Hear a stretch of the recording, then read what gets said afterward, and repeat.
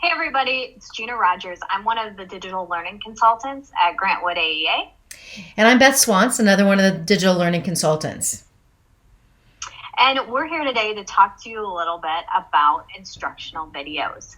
And so if you haven't started using instructional videos already, this might be a great time to implement this strategy into your practice, especially in our current environment of hybrid and then also online continuous learning.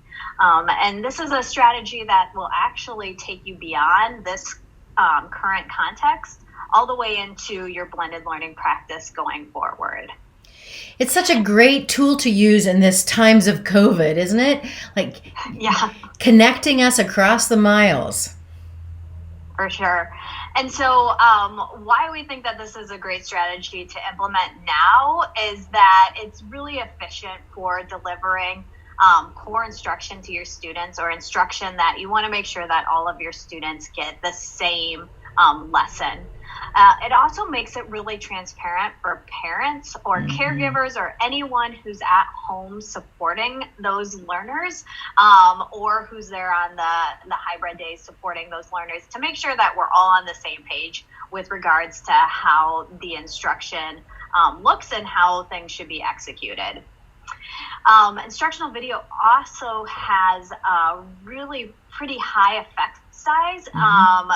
Given Hattie's research, or in light of Hattie's research, as long as it includes some interactive elements within it. And so by interactive elements, we mean providing opportunities for reflection, getting some immediate feedback via some formative assessment that's also linked explicitly to the instructional video. Those interactive elements are going to make that instructional video that much more effective. You know, I always think about what it's like to be a parent now, providing support for our kids at home. And especially, it always makes me think about math.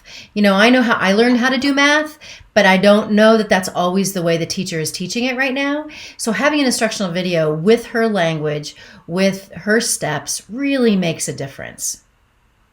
Yes, for sure. I definitely, as a parent who's supporting learners at home right now, appreciate any videos that I get my hands on to help me reinforce whatever concepts are being taught.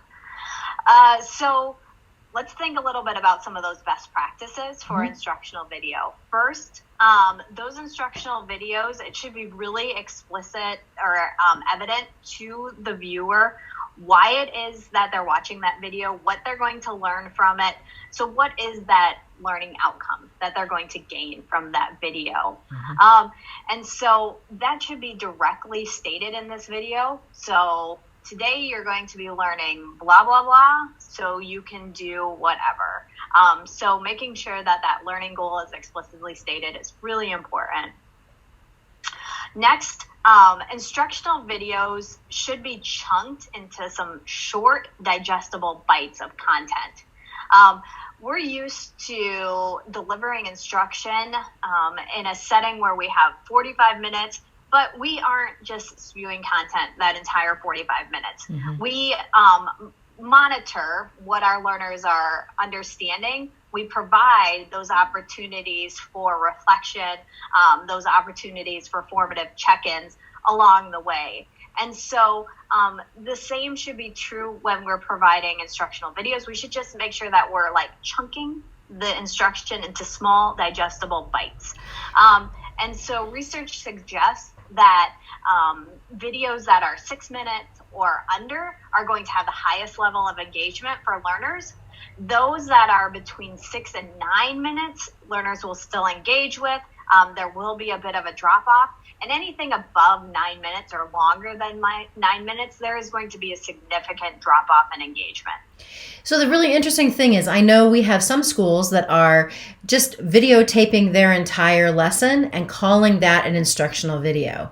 And what we're suggesting is you can videotape your lesson, but then you need to cut it down into pieces that really focus in on each of these concepts. So it's not a 45 or 30-minute lesson.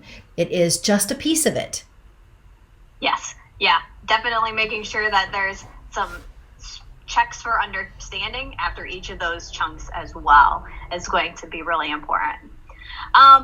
Research also suggests that the most engaged content is developed, or the most engaged content by students is developed by that student's teacher. Mm-hmm. And so getting started with instructional video, you can feel kind of self-conscious listening to yourself talk. I know that I hate hearing myself talk in a video, and it can be very tempting to go and find a video that someone else has created on whatever concept that I'm trying to teach. However, research does tell us that students, they really want to hear from their teacher. They want to listen to their teacher deliver the instruction. They want to also see their teacher too. And so if you can use a tool that incorporates a webcam or a little video snippet of you in the corner, that's really important too. One of our colleagues, Amber Bridge, when she was teaching, she would make instructional videos for her students. And one time a cat wandered through. And from then on, the students always wanted to see when her cat would appear. So it was that little hook that made it personal. And they really responded to that. Like the Easter egg. Yeah, the kitty exactly. Easter egg. Exactly. When is the cat going to come in the video? Yeah. And then finally, for best practices, videos should include visual elements, and they shouldn't be too text heavy. If you are going to create a video that is basically text, there might be a better way that you can deliver that content to your students, like giving them just a piece of text with a text reader, if you're trying to provide some accessibility for them. And so keeping that in mind, that videos are a lot more engaging when they have visual elements and they are not super text heavy or text dependent. Those are good tips. Yeah. So how do we get started with making instructional videos? First, if you're brand new to creating instructional videos, choose an easy screencasting tool to get started. And so two that we really like on our team are Screencastify. And so that is a Chrome extension that allows you to create really quick screencast videos. You can also deliver them in a variety of different ways through Google Drive. They automatically save there.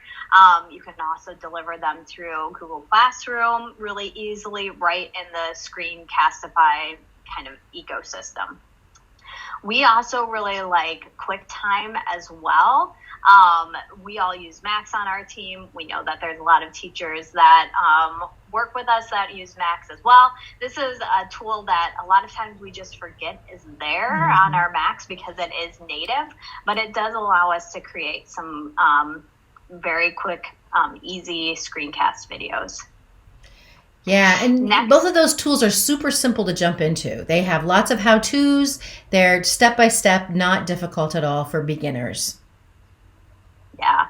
Our next tip would be start with core instruction.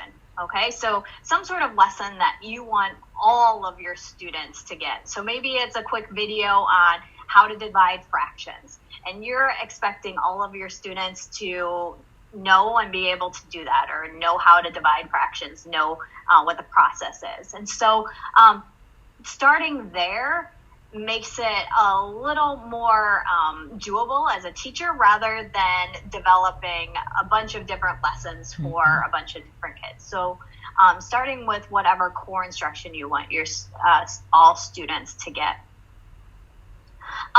Next, make sure that those instructional videos include appropriate visual aids. And so if you're using, for example, a slide deck as your visual element within your screencast, making sure that we limit the amount of text that's on that slide deck and really focus on pictures, visual elements, graphs, representations of or visual representations of the information that we're conveying to our students.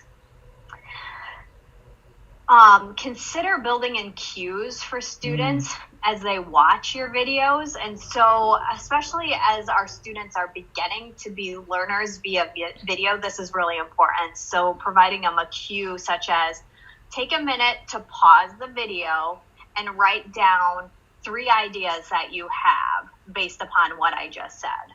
Or take a minute to pause the video and try to work through this division problem. And then after they pause the video, go back in and start again and continue on. A tool that's really nice for building in those pauses for students is Edpuzzle, because there are these pause breaks where you can build informative assessment and just chunk up that video with those cues using the tool. I was just going to say that I feel like we assume that kids know they can rewind, they can pause, but this is all new to them. We need to remind them to do these things. Yes, and that goes along with the last point that I was going to make. We have to explicitly teach our students how to be good learners from video. Yeah. So just as Beth was saying, we assume that students know to rewind, to rewatch if they didn't understand something, to even click on the video and look at it and watch it when it's built into like your LMS or into whatever learning materials that you provided.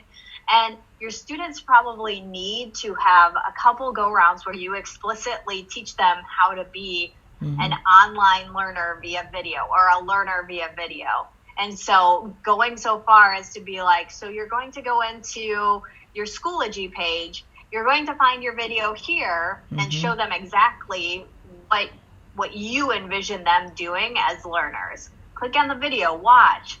Okay, so I didn't quite get that. I'm going to stop, rewind, and watch that again.